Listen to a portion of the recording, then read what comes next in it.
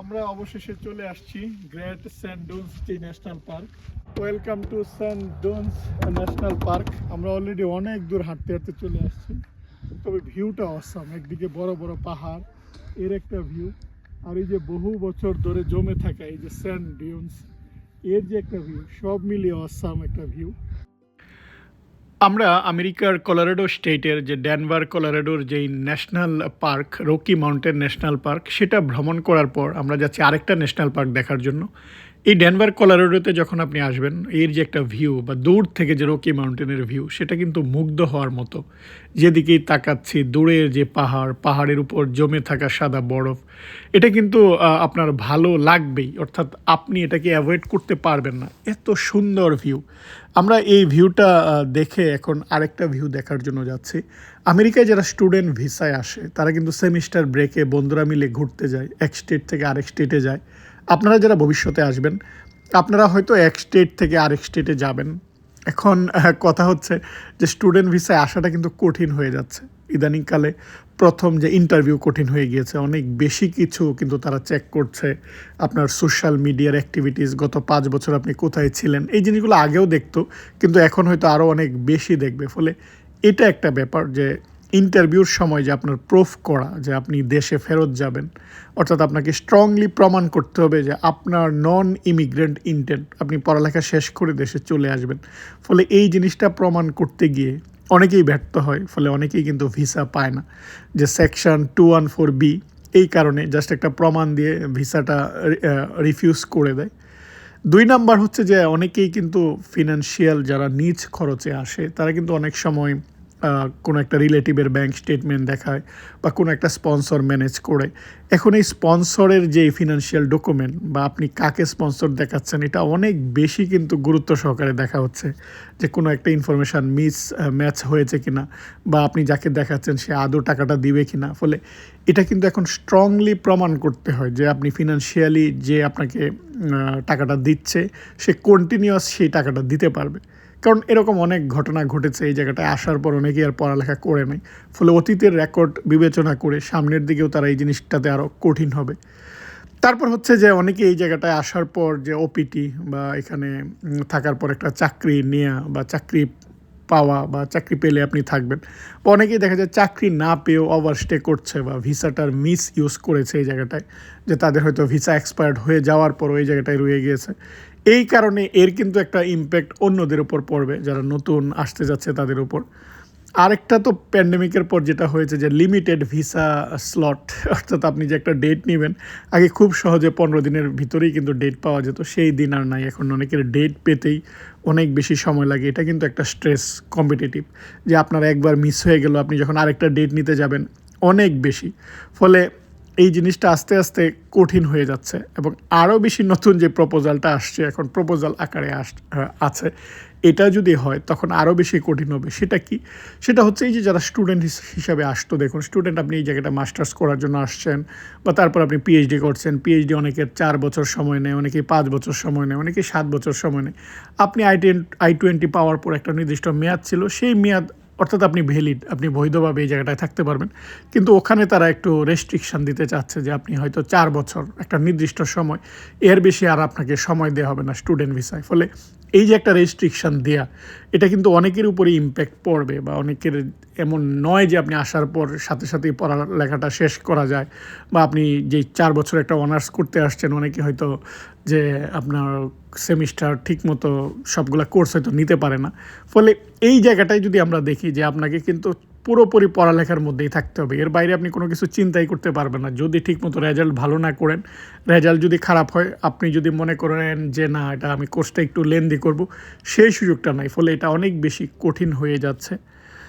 2 number যদি বলি যে আপনার এই অনেকেই বড় বড় ইউনিভার্সিটি বা বড় শহরে এক জায়গায় হয়তো অ্যাডমিশন দেখায় যে ভালো ইউনিভার্সিটি বা ভালো সাবজেক্টে অ্যাডমিশন দেখালে ভিসা পাওয়াটা অনেক ইজি হয়। কিন্তু পরবর্তীতে দেখা যায় যে তারা হয়তো সেই খরচটা বহন করতে পারে না। তারা এখানে আসার পর অন্য একটা ছোট সিটিতে বা দূরের স্টেটে বা একটু দেখা যায় এমন জায়গায় চলে যায় যেখানে খরচ কম। এই জায়গাটায় আপনি পারবেন না। এই জায়গাটায় নতুন যে প্রপোজাল আকারে যেটা ওরা চিন্তা করছে, বা যেটা প্রপোজাল যে আপনি 1 বছরের আগে আপনি চেঞ্জ করতে পারবেন না, আপনি যেই কোর্সে এসেছেন, যে প্রোগ্রামে এসেছেন আপনাকে সেই প্রোগ্রামেই থাকতে হবে, সেই প্রোগ্রামের বাইরে আপনি যেতে পারবেন না। ফলে আপনারা যারা এই ইন্টেনশন নিয়ে যে আমি ভিসাটা পেয়ে নিই আগে, বড় সিটিতে হয়তো খরচ বেশি, পরে আমি চেঞ্জ করে অন্য জায়গায় চলে যাব, ফলে এই যে আপনার এটা কিন্তু অনেক কঠিন হয়ে যাচ্ছে, বা এই প্রপোজালটা যদি এটা হয় তাহলে অনেক বেশি কঠিন হবে। তারপর অনেকেই অনেক প্রোগ্রাম করার জন্য আসেন, ইংলিশ শেখার জন্য আসেন, যে প্রোগ্রামগুলো লোকজন এখানে আসার পর খুব কম খরচে যেহেতু করা যায়, অনেকেই কিন্তু করতো। সেই প্রোগ্রামগুলোতেও দেখা যায় আপনি একটা নির্দিষ্ট সময়, মনে করুন 2 বছর, এর বাইরে আপনি থাকতে পারবেন না, যে আপনি এক্সটেন্ড করবেন আর এই জায়গাটায় থাকবেন, সেই থাকার সুযোগ নেই। তারপর পাশ করার পর কিন্তু এখানে একটা সুযোগ দেয় আপনার থাকার বা চাকরি খোঁজার একটা সুযোগ দেয়, সেই জায়গাটা হয়তো স্ট্রিক্ট হবে, যে আপনি চাইলে এই জায়গাটায় যদি আপনার চাকরি না থাকে তাহলে আপনি এই জায়গাটায় থাকতে পারবেন না। ফলে এই যে নতুন যে প্রপোজালগুলো আসছে, সেটা আলটিমেটলি যেটা হচ্ছে যে আপনার ভবিষ্যতের জন্য যে অনেক বেশি কঠিন, বা অনেক যে আপনার রিল্যাক্স যেই জিনিসটা ছিল সেই জিনিসটা কিন্তু আর এখন থাকছে না, অর্থাৎ এটা আস্তে আস্তে কঠিন হয়ে যাচ্ছে। ফলে ভবিষ্যতে স্টুডেন্ট ভিসায় আসাটা অনেক বেশি কঠিন হবে। অন্যদিকে হচ্ছে যে মনিটরিং সিস্টেম, আপনাকে যে ওরা একটা সেভিস নাম্বার দেয়, এই সেভিস নাম্বারটা এখন স্ট্রিক্টলি তারা মনিটর করবে যে আপনার অ্যাটেন্ডেন্সগুলো কেমন। আপনি যদি ঠিকমতো রেজাল্ট ভালো না করেন, ঠিকমতো ক্লাসে না যান, আপনি যদি এটা মিস ইউজ করেন, তাহলে কিন্তু সম্ভব না, তারা আপনাকে নোটিশ পাঠিয়ে দিবে যে তোমার ভিসা বাতিল, তুমি চলে যাও। অর্থাৎ স্ট্রংলি মনিটর করা হবে। আর যেটা বললাম যে ওয়ার্ক অথরাইজেশন কিন্তু ইম্পর্টেন্ট, যে এখানে পাশ করার পর অনেকেই কিন্তু এই যে ওপিটি বা এই যে আমরা বলি সিপিটি, এই জিনিসটা কিন্তু তারা এটা ব্যবহার করে। এটাতে যদি টাইটার রুল হয় তখন কিন্তু আরও বেশি কঠিন, কারণ পাশ করার সাথে সাথে যে আপনি চাকরি পেয়ে যাবেন এরকম না। ইদানিংকালে অনেকেরই আবার ওপিটি থাকলেই যে চাকরি দেয় তা নয়, তারা চায় যে সরাসরি আপনার গ্রিন কার্ড আছে কি না। ফলে ভবিষ্যতে যদি আপনি এই জায়গাটায় থাকতে চান, তাহলে এক হচ্ছে ভালো রেজাল্ট করলেই কিন্তু ভালো চাকরি হয়, ভালো রেজাল্ট আপনাকে করতেই হবে, পড়ালেখার বাইরে অন্য কিছু চিন্তা করাই যাবে না। তারপরে যদি আপনার চাকরি না হয় তারপর আপনাকে চলে যেতে হবে। ফলে এই জিনিসটা যে আপনার এখানে স্টুডেন্ট ভিসায় আসার পরেই যে আপনি থাকতে পারবেন সেই স্বপ্ন, সেটা কিন্তু আস্তে আস্তে দুঃস্বপ্নে পরিণত হবে। তারপর হচ্ছে যে আপনার এই যে সিকিউরিটি স্ক্রিনিংগুলো ইদানিং যে অনেক বেশি ব্যাকগ্রাউন্ড চেক হচ্ছে, অনেক বেশি আপনার বিশেষ করে যারা টেকনোলজি বা রিসার্চ লাইনে আছে তাদের কিন্তু আরও বেশি চেক হবে। অনেক ঘটনা ঘটছে, এগুলোর ইম্প্যাক্ট কিন্তু পড়বে, ফলে অনেক বেশি ব্যাকগ্রাউন্ড চেক হবে। আমরা যাচ্ছি এই যে সেন্ট ডুনস যে ন্যাশনাল পার্ক, সেটা এর নামের আগে আবার দেখুন লেখা গ্রেট, এখনও 30 মাইল দূরে আছে। আমরা এই যাত্রা পথে, অর্থাৎ এই যে মাঝখানের যে একটা ভিউ, যাওয়ার আগেই যে একটা অসাধারণ ভিউ, সেটা এই জায়গা থেকে দেখা যাচ্ছিল। এখানে কিছু ইনফরমেশন দেয়া, বা এখানে যে ছবিটা দেয়া, অর্থাৎ সামনে যে কি অপেক্ষা করছে সেটা, আর এটা কবে উৎপত্তি হয়েছে, কারা প্রথমে সেটা দেখেছে, বা কারা প্রথমে এই জায়গাটায় ভ্রমণ করেছে, এর কিছু ইনফরমেশন। বিস্তীর্ণ এলাকা দেখুন, আমি বারবার ভিডিওতে বলি আমেরিকায় ফাঁকা জায়গার কোনো কমতি নেই। যেদিকে তাকাচ্ছি দেখুন দূরের পাহাড়, পাহাড়ের একটা ভিউ, পাহাড়ের পাদদেশে ছোট ছোট বাড়ি, সব মিলে অসাধারণ একটা জায়গা।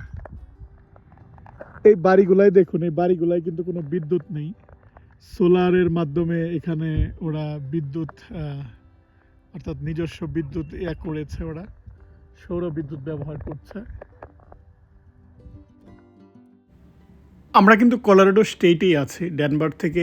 এই আমরা যদি এই ন্যাশনাল পার্কের দূরত্বটা বলি, এটা প্রায় আমাদের 4 ঘন্টা, 4 থেকে 5 ঘন্টার মতো ড্রাইভিং সময় লাগে।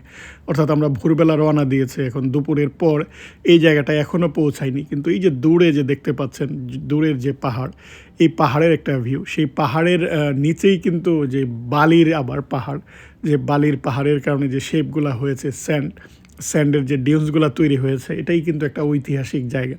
এবং আশেপাশে দেখুন, আশেপাশে কিন্তু এই জায়গাটায় কোনো বাড়ি ঘর বা কোনো হোটেল বা রেস্টুরেন্ট কোনো কিছুই কিন্তু নেই, জাস্ট ন্যাশনাল পার্ক। ফলে অনেক বেশি ড্রাইভ করে এই জায়গাটায় আসতে হয়। অনেকেই আবার রাতে এই জায়গাটায় থাকে, রাতের যে আকাশের ভিউ সেটা দেখার জন্য থাকে। আমরা দিনের বেলায় আসছি যে বিকেলবেলা আবার দেখে এই জায়গা থেকে চলে যাব। এবং কাছাকাছি দূরত্বে আপনি যদি ছোট একটা সিটিও দেখেন, সেটাও কিন্তু প্রায় এখান থেকে 1-1.5 ঘন্টা ড্রাইভ করে আপনাকে যেতে হবে।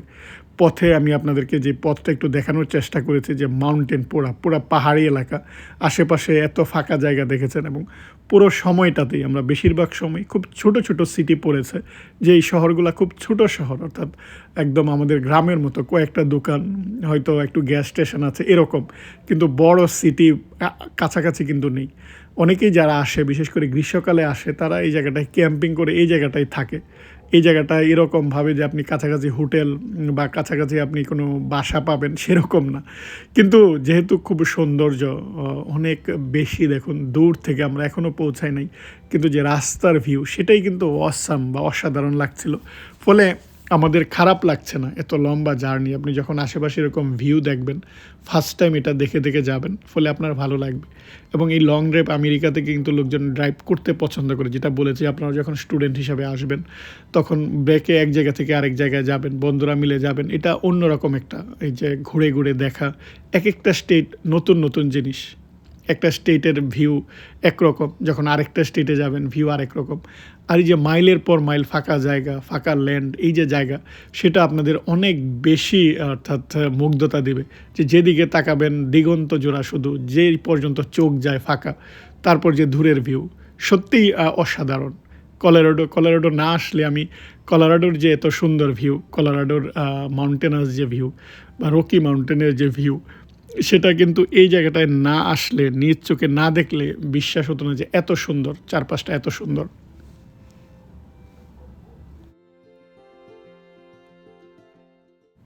আমেরিকায় যেমন জাতীয় উদ্যানগুলো রয়েছে, ন্যাশনাল পার্ক, সেই সাথে প্রত্যেকটা স্টেটের কিন্তু আলাদা আলাদা স্টেট পার্ক রয়েছে, সেই স্টেট পার্কগুলোও কিন্তু অনেক বড় হয়। ফলে 50টা স্টেটের আমেরিকার প্রায় 63টার মতো যে ন্যাশনাল পার্ক, আবার প্রত্যেকটা স্টেটে যে স্টেট পার্ক, সব কিছু কিন্তু অসাধারণ। লোকজন ঘুরে ঘুরে এই সৌন্দর্যগুলো দেখে, এবং আপনার ন্যাশনাল পার্কে প্রত্যেকটায় যাওয়ার জন্য একটা টিকিট বা এন্ট্রি ফি দিতে হয় পার কার হিসাবে। আবার বাৎসরিক আপনি যদি মেম্বারশিপ নিয়ে নেন, সেই মেম্বারশিপের মাধ্যমেও যাওয়া যায়। ফলে আপনি 1 বছর যদি মেম্বারশিপ থাকে, যে কোনো ন্যাশনাল পার্কে আপনি যেতে পারবেন। আমরা কাছাকাছি চলে আসছি, আর দূর থেকে যেরকম দেখছিলাম, যখন কাছে আসছি দেখুন এর সৌন্দর্যটা অন্যরকম, চোখের সামনে বিশাল বড় পাহাড় ফুটে উঠছে। আর যে কথা বলছিলাম, যেহেতু স্টুডেন্ট ভিসাটা আপনার জন্য কঠিন হয়ে যাচ্ছে, তাই আপনাদের আরও বেশি প্রস্তুতি নেওয়া দরকার। যারা মনে করেন যে স্টুডেন্ট ভিসায় গেলেই আমার সব ভাগ্য খুলে যাবে, এরকম না। এখানে এসে পড়তে হবে, এখানে হেল্প করার কেউ থাকবে না, আপনাকে নিজে নিজেই কিন্তু সেই জিনিসগুলা পড়তে হবে, বা আপনার কি করে নিজে নিজে পড়া যায়, কি করে নিজে নিজেই নিজের ভালো রেজাল্ট করা যায়, কি করে চাকরি পাওয়া যায়, আগে থেকে স্ট্র্যাটেজি নিতে হবে। তারপর আপনি যদি মনে করেন এখানে এসে স্টুডেন্ট ভিসায় তারপর কাজ করবেন, কাজ করে সেই খরচ আপনি টিউশন ফি দিবেন, সেই চিন্তা মাথা থেকে বাদ দিয়ে দেন, সেটা সম্ভব না। এটা কখনোই সম্ভব না, কাজ করার পাশাপাশি পড়ালেখা করা, তাহলে কখনোই ভালো রেজাল্ট করতে পারবেন না, ভালো চাকরি করতে পারবেন না। ফলে আপনি চলে যেতে হবে। যদি এরকম মনে করেন যে অনেকেই দেখবেন বুদ্ধি দিবে, পড়ালেখা করার কোনো দরকার নেই, এখানে এসে আপনি অ্যাসাইলাম নিয়ে নেবেন, সেই সুযোগও নাই, সেটাও বন্ধ হয়ে যাচ্ছে, এবং আপনাকে অ্যাসাইলাম রিজেক্ট করে দিবে, সাথে সাথে চিঠি পাঠিয়ে দিবে, বা আপনাকে কিন্তু ধরে দেশে পাঠিয়ে দেবে। ফলে এই যে চিন্তাগুলো, এই নিয়মগুলো কিন্তু এই কারণেই করছে যে আপনি এখানে পড়ালেখা করার জন্য আসবেন, আপনার যে মেন ইন্টেনশন, সেই ইন্টেনশনের জন্য আসবেন, এর বাইরে অন্য কিছু কিন্তু করা যাবে না। আর আমি তো আপনাদেরকে সাজেস্ট করি যে আপনার স্কলারশিপ নিয়ে আসেন। ভালো স্কলারশিপ পেলে ভিসা পাওয়াটা অনেক ইজি, আপনার কাজ করার কোনো চিন্তা নেই, আপনি শুধু আপনার পড়ালেখা নিয়ে ভাববেন। ফলে এই জিনিসগুলো কিন্তু আপনার চিন্তা করার কোনো প্রয়োজনই নেই।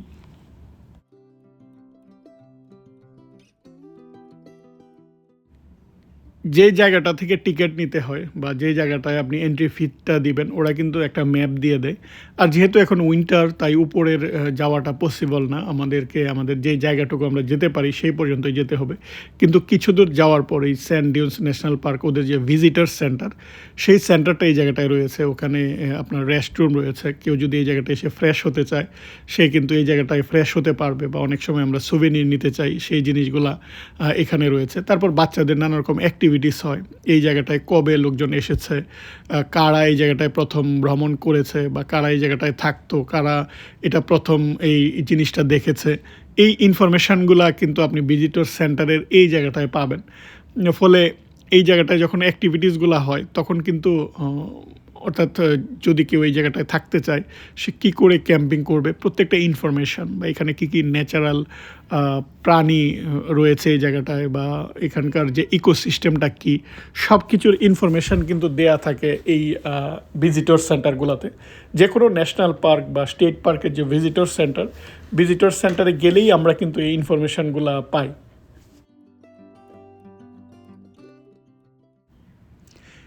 ন্যাচারালি এই জিনিসগুলো তৈরি হয়েছে এবং ন্যাচারাল জিনিসটাকে ওরা ন্যাচারালি রেখে দিয়েছে। জাস্ট একটা পার্ক বানিয়েছে, লোকজন যেন এই জায়গাটা এসে দেখতে পারে। দেখুন পিছনে যে দূরের যে পাহাড়ের পাদদেশে যে ছোট ছোট বালির, অর্থাৎ এই বালিগুলা কি করে এই বালিগুলা বাতাসের মাধ্যমে পানির মাধ্যমে বা এনভায়রনমেন্ট কী করে এরকমভাবে ডোনস আকারে, কোনোটা হয়তো ত্রিমাত্রিক, কোনোটা হয়তো চতুর্ভুজ, এই যে জিনিসগুলো তৈরি হয়েছে, এটার ইনফরমেশানগুলো এই জায়গাটায় দেয়া।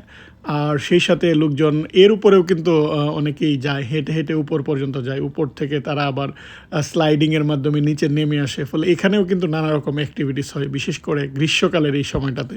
এখন যেহেতু প্রচণ্ড ঠান্ডা, দেখতেই পাচ্ছেন যে তুষারপাতের কারণে সাদা হয়ে আছে, ফলে লোকজন কম। তবু ছুটিতে অনেকেই এই জায়গাটায় আসছে এটা দেখার জন্য, কারণ এর যে একটা ভিউ, অর্থাৎ অসাধারণ ভিউ, এবং এটা অন্যরকম একটা পার্ক। আমরা অবশেষে চলে আসছি Great Sand Dunes National park, এই জায়গাটায়। আর এটা হচ্ছে ভিজিটর সেন্টারের পিছন থেকে যে ভিউটা দেখুন, এখানে যেহেতু প্রচুর স্যান্ড বালি, অন্যদিকে হচ্ছে উইন্ড অর্থাৎ বাতাস প্রবাহিত হচ্ছে, আর পানি, এই তিনটা মিলে যেহেতু বাতাস প্রবাহিত হচ্ছে, এরকম দেখুন খুব সুন্দর সুন্দর যে ডোনসগুলা হচ্ছে। আর এর উপরে আবার স্নোফলের কারণে যে সাদা হয়ে আছে, দেখতে ভীষণ ভালো লাগছে। আর এটা ভিন্ন ভিন্ন শেপ হয়, কোনোটা স্টার শেপ, কোনোটা ট্রায়াঙ্গেল শেপ। আর এর পিছনে মাউন্টেনের উপর আবার সাদা বরফ জমে আছে, অর্থাৎ অসাম একটা ভিউ এই জায়গা থেকে, অসাধারণ একটা ভিউ। আমরা ভিজিটর সেন্টারটা ঘুরে তারপর এই জায়গাটায় আসছি। এখানে পার্কিং লটে গাড়ি পার্ক করে হেঁটে হেঁটে যেতে হয়, অনেক দূর হাঁটতে হয়। আর আপনি যদি উপরে উঠতে চান তাহলে আরও বেশি হাঁটার দরকার। আর যেহেতু প্রচণ্ড ঠান্ডা, যদিও রৌদ্রোজ্জ্বল দিন, কিন্তু ঠান্ডার মধ্যে কিন্তু আমাদের হাঁটতে অনেক বেশি কষ্ট হয়, কারণ নিঃশ্বাস নিতে কষ্ট হয়। আর দেখুন যে আমরা যত দূর যাচ্ছি, একদম কাছে থেকে এটার ভিউ কিন্তু অসাধারণ। জাস্ট বালির মাধ্যমে যে তৈরি হওয়া বা বাতাসের কারণে এই যে বিভিন্ন রকম যে শেপগুলো হয়েছে, এটাই এই স্পটের জনপ্রিয়। অর্থাৎ এর কারণে এটা জনপ্রিয়তা হয়েছে, যেহেতু এটা কোনো মানুষ বা কেউ এটা তৈরি করেনি, এবং ন্যাচারালি এটা তৈরি হয়েছে, এবং অনেক বছর আগে থেকে এটা এই জায়গাটায় রয়েছে, শত শত বছর ধরে একটা জায়গায় রয়েছে। এটা ওরাও রিজার্ভ বা প্রিজার্ভ করে দিয়েছে এই জায়গাটায়। আপনি চাইলেও এখান থেকে, যে আমাদের দেশে যেটা হয় যে আপনি বালি চাইলেও আপনি সরিয়ে ফেলতে পারবেন, সেটার কোনো সম্ভাবনা বা সেই জিনিসটা এখানে করতে পারবেন না। যেটা যে অবস্থায় আছে এই অবস্থায় ওরা রেখে দিয়েছে, ফলে লোকজন দেখার জন্য আসে। এই জায়গাটায় হেঁটে হেঁটে সবাই উপরে উঠছে, অনেকেই উপর থেকে আবার স্লাইড করে নিচে নামার জন্য দেখুন এই যে হাতে করে তারা ওই যে স্লাইডার জিনিসগুলো নিয়ে যাচ্ছে। বাচ্চারা খুবই এনজয় করছে, কিন্তু সমস্যা হচ্ছে বালির মধ্যে হেঁটে হেঁটে আপনাকে উপর পর্যন্ত যেতে হবে। আমরা অলরেডি অনেক দূর হাঁটতে হাঁটতে চলে আসছি, তবে ভিউটা অসাম। একদিকে বড় বড় পাহাড়, এর একটা ভিউ, আর এই যে বহু বছর ধরে জমে থাকা এই যে স্যান্ড ডিউনস, এর যে একটা ভিউ, সব মিলিয়ে অসাম একটা ভিউ। আর রৌদ্রোজ্জ্বল দিন দেখে কিন্তু বোঝার উপায় নাই যে প্রচণ্ড ঠান্ডা, কিন্তু যেহেতু রৌদ্রোজ্জ্বল দিন, ভিউটা কিন্তু আরও বেশি সুন্দর লাগছিল। বিশেষ করে যে বরফের যে সাদা, দেখুন ওইটা চিকচিক করছিল, এবং পিছনের যে ভিউ সেটা দেখার জন্য আমরা কিছু দূর গিয়েছিলাম, যে পিছনের পাহাড়ের ভিউটা দেখার জন্য, সেটাও দেখুন অসাধারণ লাগছিল। কিন্তু উপর পর্যন্ত যেহেতু ঠান্ডা, যাওয়া যাবে না। জাস্ট সামনে এখানে আপনি যদি এই জায়গাটায় থাকতে চান ক্যাম্পিং করে, সেটার ব্যবস্থাটা ওরা করে দিয়েছে, বা এই জায়গাটায় আপনাকে পারমিশন নিয়ে থাকতে হবে। কিন্তু অসাম একটা ভিউ, অর্থাৎ সামনে যে ভিউ, বিশেষ করে রোদের কারণে সেই ভিউটা খুব সুন্দর করে ফুটে উঠছিল। যাই হোক, আমরা এই জায়গাটায় আসছি, এই জায়গাটায় ঘুরে বেড়ালাম, দেখার ইচ্ছে ছিল এরকম স্যান্ড ডিউনস যে ন্যাশনাল পার্ক, ঐতিহাসিক একটা জায়গা। এর জন্যই কিন্তু এত দূর আসা, এবং আসার পর এটা দেখা বা নিজের চোখের সামনে থেকে দেখা, সেটা সার্থক হয়েছে। কলোরাডো স্টেটে এরকম অনেক সুন্দর সুন্দর জায়গা রয়েছে। আমরা কয়েকটা জায়গা শুধু এক্সপ্লোর করেছি, এবং আপনাদের সাথে এর আগেও কিন্তু শেয়ার করেছি যে আপনার রকি মাউন্টেন ন্যাশনাল পার্ক, বা এখানে যে গার্ডেন অফ গডস, সেটা। তারপর আমরা এই জায়গাটায় আসলাম। সব মিলিয়ে কিন্তু সব জায়গাগুলাই বা সবগুলা জায়গায় কিন্তু অসাধারণ সুন্দর। Great sand dunes national park থেকে আজ এখানেই বিদায় নিচ্ছি। আশা করি এই ভিডিওটি আপনাদের ভালো লেগেছে। আমার চ্যানেল থেকে অন্যান্য ব্লগ দেখার আমন্ত্রণ জানিয়ে আপনাদের সুস্থতা কামনা করছি। আল্লাহ হাফেজ।